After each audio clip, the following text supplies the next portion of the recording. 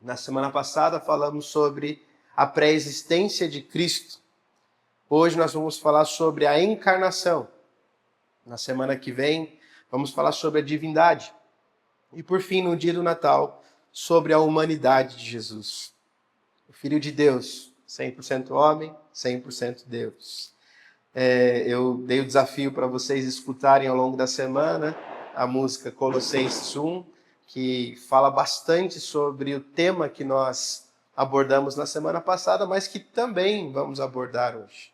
Na semana passada, nós trouxemos aqui um pressuposto, uma premissa, na verdade, do Thomas Oden, um teólogo sistemático. Ele dizia o seguinte, que sem a premissa da pré-existência, não há conversa sobre encarnação. Para que o Cristo, então, encarne, é necessário que ele pré-exista. E isso não fala sobre um ser criado. Nós fomos criados, somos feituras, criaturas de Deus.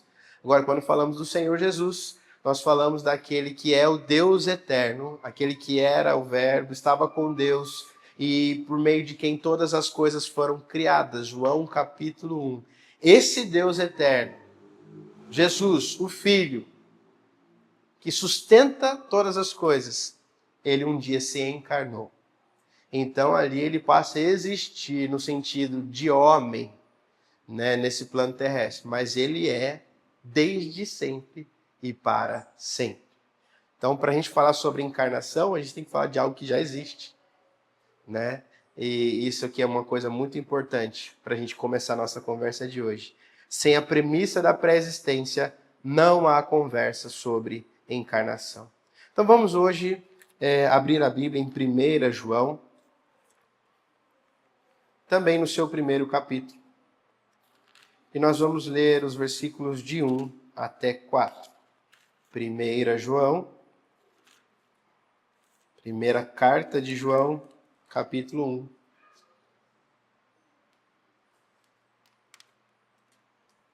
Nós vamos ler os versículos de 1 a 4.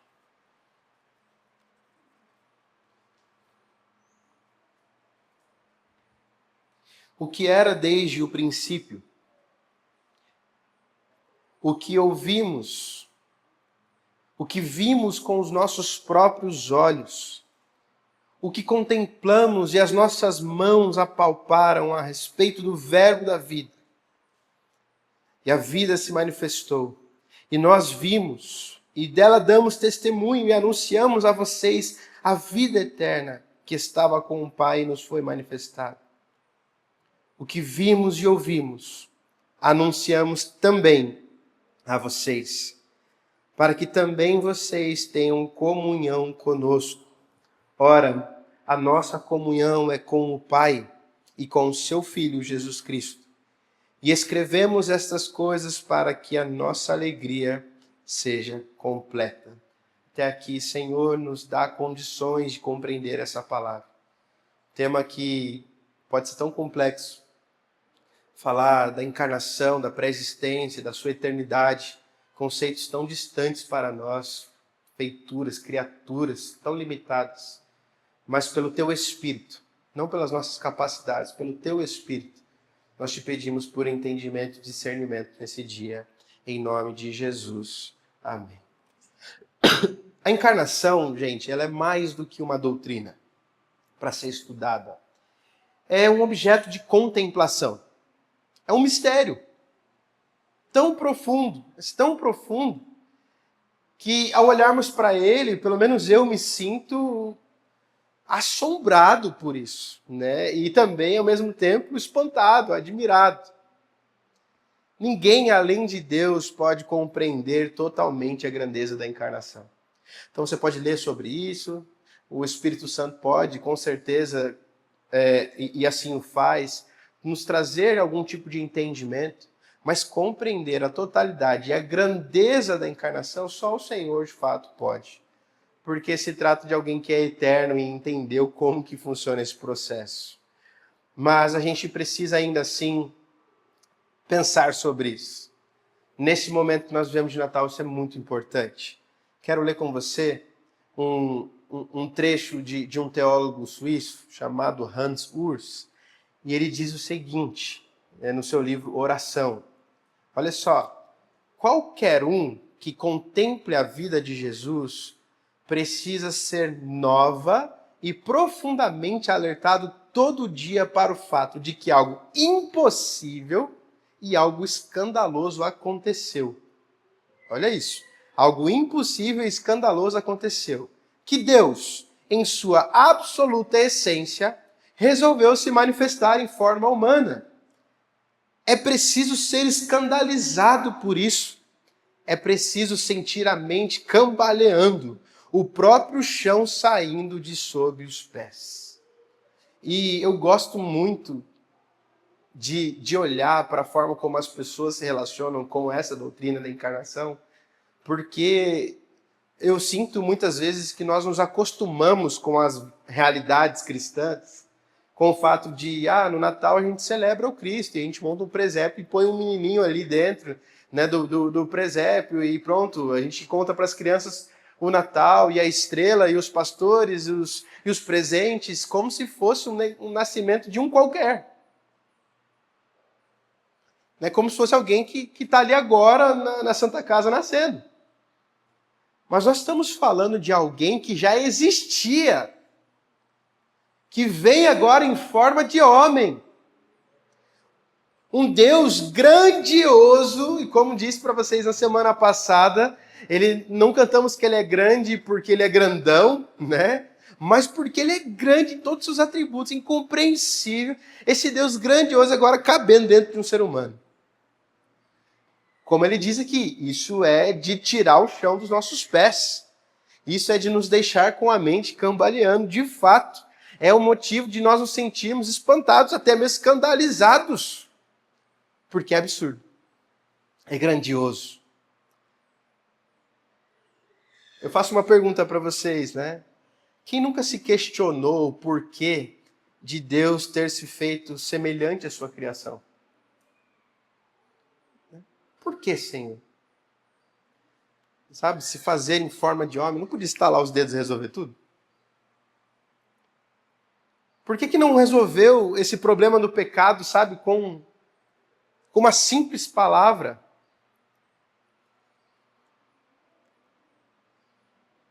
De que forma a encarnação surgiu na mente de Deus? Como é que isso vira plano de Deus? E eu quero dizer para você uma coisa que o texto de 2 Coríntios, capítulo 2, versículo 16 diz. Quem conheceu a mente do Senhor para que possa o instruir? Quem conhece a mente do Senhor para que possa aconselhá-lo? Essa grandeza, esse plano majestoso, poderoso de Deus, para nós é para glorificá-lo. Mesmo talvez sem compreender. Mesmo talvez sem as respostas para essas perguntas que eu fiz aqui. Senhor, por quê? O Senhor não estalou os dedos. Por quê? O Senhor não resolveu de outra forma. Por que encarnação? Por que mandar Cristo? Por que morrer na cruz?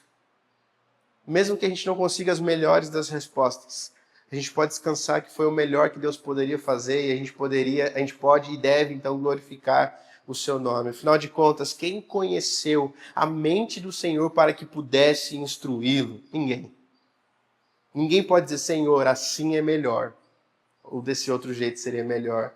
Embora façamos algumas vezes, né? Senhor, se na minha vida isso tivesse acontecido, teria sido tão melhor.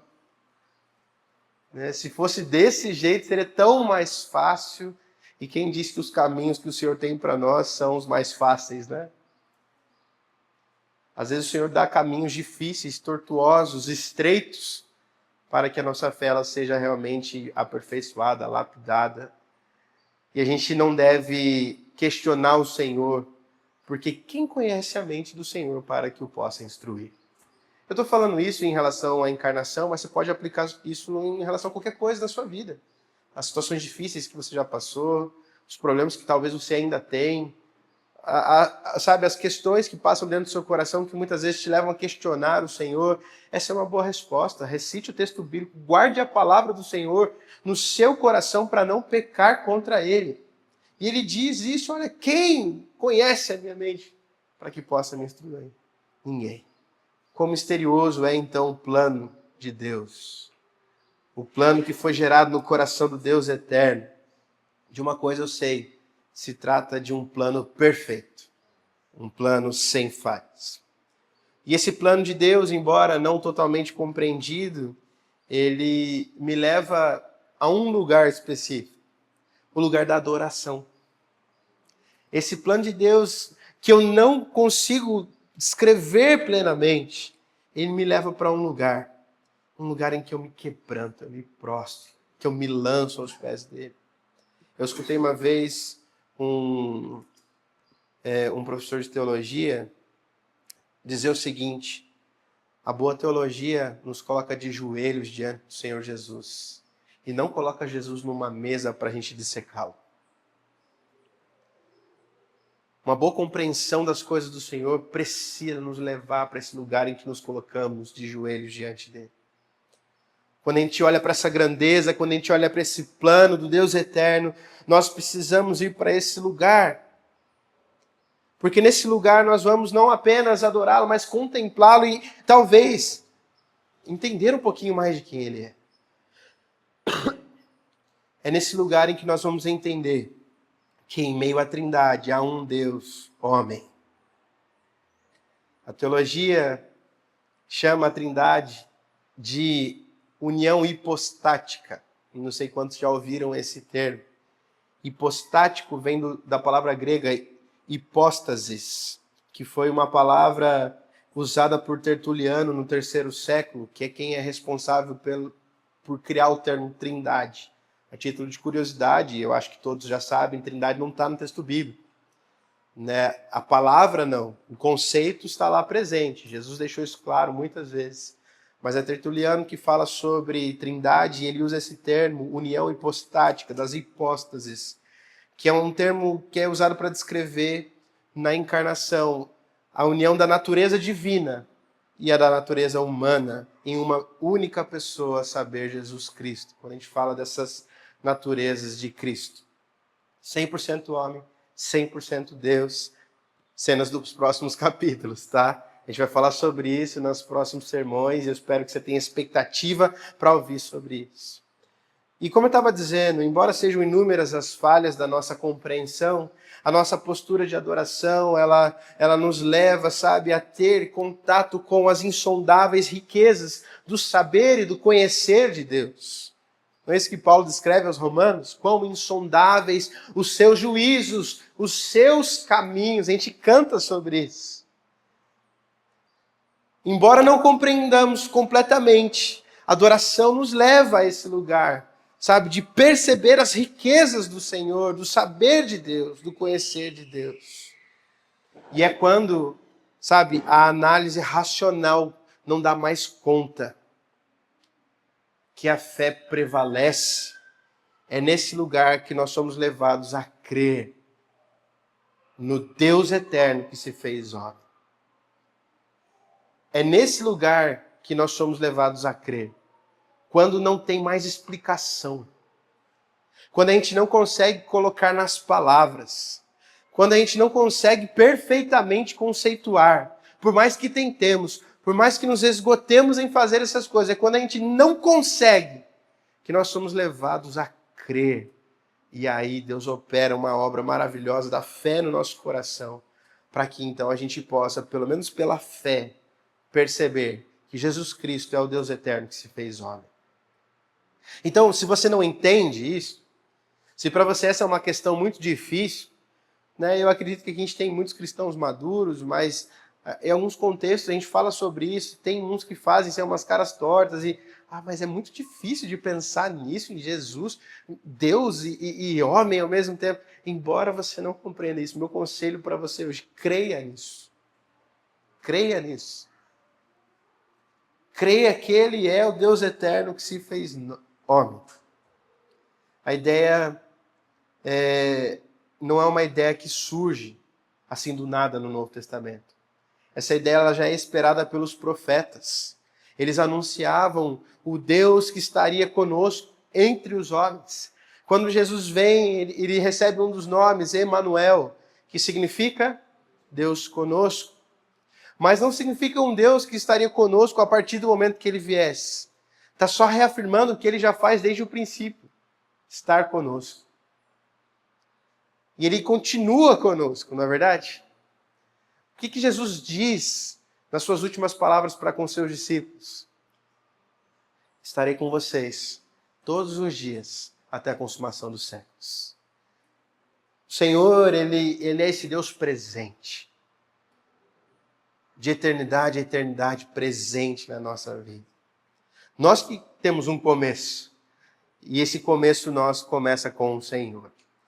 Isaías, capítulo 7, versículo 14, diz: o Senhor mesmo lhes dará um sinal. Eis que a virgem conceberá e dará luz a um filho, e ele se chamará Emanuel. Vejam, essa é uma expectativa não só do povo ali que estava com Jesus, mas desde os profetas. O Senhor lhes dará um sinal. Uma virgem conceberá. Ela vai dar luz a um filho, chamará Emanuel, que quer dizer Deus conosco. Mateus capítulo 1, versículos 20 a 23 também vão nos dizer o seguinte: enquanto ele refletia sobre isso, José, no caso, eis que lhe apareceu em sonho um anjo do Senhor, dizendo: José, filho de Davi, não tenha medo de receber Maria como esposa, porque o que nela foi gerado é do Espírito Santo. Ela dará luz a um filho e você porá nele o nome de Jesus, porque ele salvará o seu povo dos pecados deles. Ora, tudo isso aconteceu para se cumprir o que foi dito pelo Senhor por meio do profeta. E ele repete o que o profeta diz: eis que a virgem conceberá e dará luz a um filho, e ele será chamado pelo nome de Emanuel. E Emanuel significa Deus conosco. Então, meus irmãos, há muito o que se falar sobre encarnação. Nós poderíamos desprender de horas aqui para isso, de dias. Mas eu quero ser muito objetivo. Já que não podemos entender plenamente, vamos pensar em pelo menos uma consequência dela. Eu quero lembrar vocês de um problema. Romanos, capítulo 5, versículo 12. Ali nos é apresentado um grande problema. Um grande problema. E diz assim: assim como por um só homem entrou o pecado no mundo, e pelo pecado veio a morte, assim também a morte passou a toda a humanidade, porque todos pecaram. Vocês se lembram bem desse problema, não é? Problema que nos atinge e nos faz, padecer todos os dias. A desobediência de um homem. A desobediência de um homem desgraçou a humanidade. Essa é uma boa palavra. A humanidade vive uma vida desgraçada. O que é uma vida desgraçada? Uma vida sem graça. A desobediência, ela desgraçou a humanidade. E por causa dessa desobediência, muitos foram levados para o caminho da morte. Todos foram levados para o caminho da morte. Só que Deus não é injusto nessa equação. Porque a regra do jogo, ela estava clara. A regra do jogo estava clara desde o princípio. Você não come desse fruto. Porque a partir do momento que você comer dele, você vai morrer. Não é? A regra estava clara. Adão e Eva tinham esse entendimento, mas ainda assim trilharam esse caminho de morte. E Deus não se torna injusto por causa disso. Na verdade, a gente tem que pensar o seguinte: quem pecou? Um homem. Quem que trilha um caminho de morte? O homem. Quem fez bagunça? O homem. Então, quem que precisa resolver? O homem.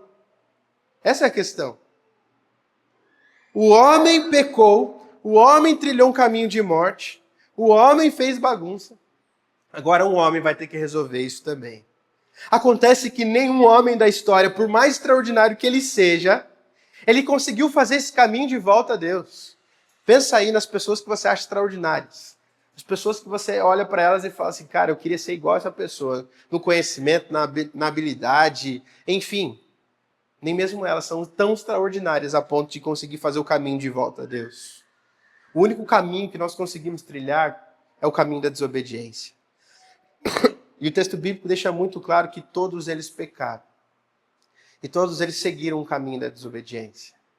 Entendido o problema, nós estamos aqui para pregar o Evangelho. E o Evangelho é uma notícia, uma mensagem que precisa ser anunciada de que Deus nos resgatou de um grande perigo, de um grande problema. Vem agora a solução. A má notícia, ela é redimida pela boa notícia. E Jesus é a boa notícia. Porque se precisávamos de um homem para resolver todas as coisas, Jesus então foi o homem que resolveu todas as coisas.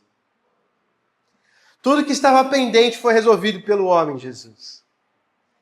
Ele foi o homem que, ao contrário de todos os outros homens extraordinários, conseguiu agora trilhar o caminho da obediência.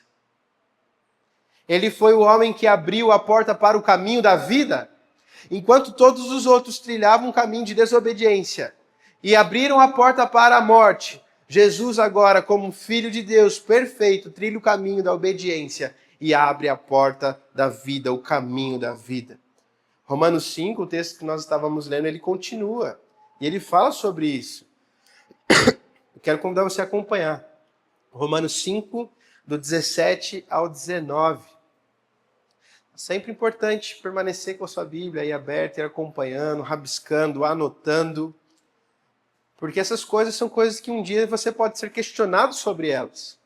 E aqui você vai ter muitas possibilidades de respostas. Eu tenho certeza que alguém já perguntou para você, não, como assim? Jesus é homem, é Deus? Me explica isso. A gente está fazendo isso hoje. Romanos 5, 17 a 19. Se a morte reinou pela ofensa de um, e por meio de um só, muito mais os que recebem a abundância da graça e o dom da justiça reinarão em vida por meio de um só, a saber, Jesus Cristo.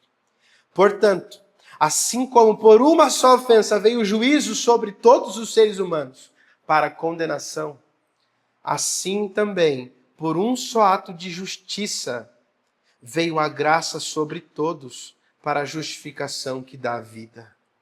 Porque como pela desobediência de um só homem muitos se tornaram pecadores, assim também, por meio da obediência de um só, muitos se tornarão justos. Meus irmãos, esse texto nos lembra que Cristo é o mediador entre Deus e a humanidade.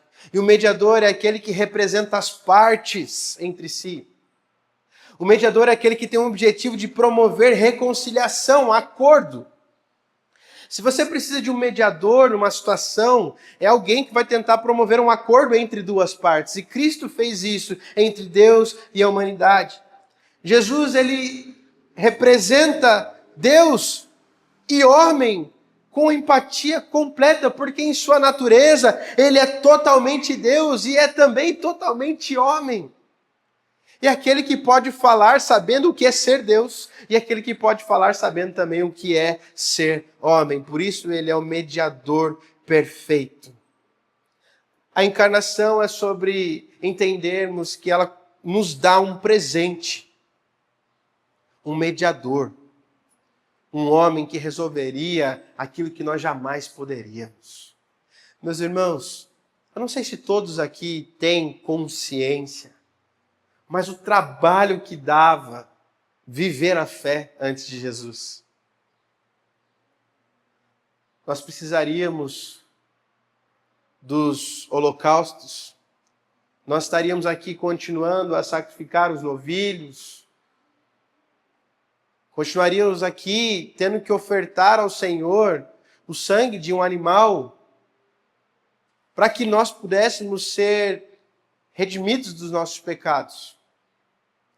E acontece que a gente ia voltar a pecar e ia precisar fazer isso de novo. Já imaginou a cada culto você ter que trazer um boi? A cada culto você tem que trazer um novilho, trazer um pássaro, dependendo da multidão dos seus pecados. Tem gente que tem que trazer uns elefantes, né? Já imaginou? Domingo após domingo. Gente, a gente acha que está difícil hoje vir para o culto, que é só acordar, botar uma roupa e vir. Imagina esse tempo que você tinha que, preparar o sacrifício e levar até o templo. A gente reclama muito de barriga cheia. Imagina, não era um climinha gostosinho como esse, sabe? Que a gente espirra um cheirinho gostosinho aqui antes. O cheiro dos templos era cheiro de animal morto. Era cheiro de sangue. Era cheiro de morte. A gente tem aquela ideia, né, maravilhosa. Nossa, o templo de Salomão.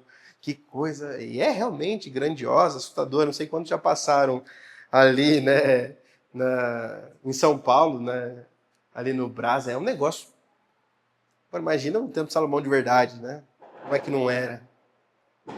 Às vezes a gente fica muito encantado com as historinhas bíblicas das crianças, que são para as crianças, e a gente se esquece de pensar na realidade. É por isso que Paulo às vezes fala, né? Eu tenho que falar com vocês como crianças, porque vocês não avançaram ainda, né? A gente não consegue ir para assuntos mais maduros. Mas, meus irmãos, a gente precisa. A gente tem que pensar no trabalho que dava, na dificuldade que era, no problema que nós tínhamos. E como agora nós vivemos uma graça abundante, sem fim. Que privilégio é poder aqui nos reunir nessa manhã.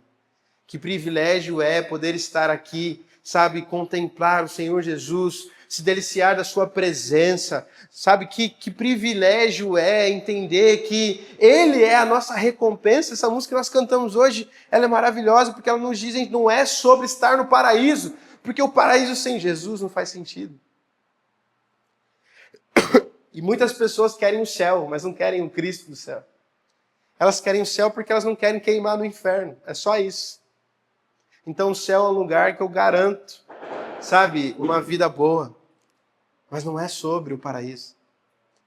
É sobre Cristo, sempre foi sobre Ele. Gente, Ele é o Messias aguardado. Ele é o Messias que veio, que cumpriu e que hoje continua sendo celebrado.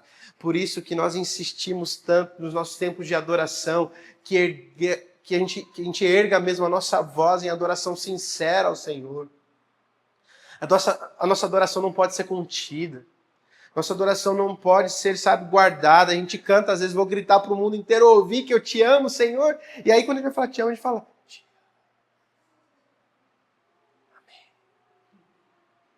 Eu sei que existem as expressões individuais, tem gente que é mais contido.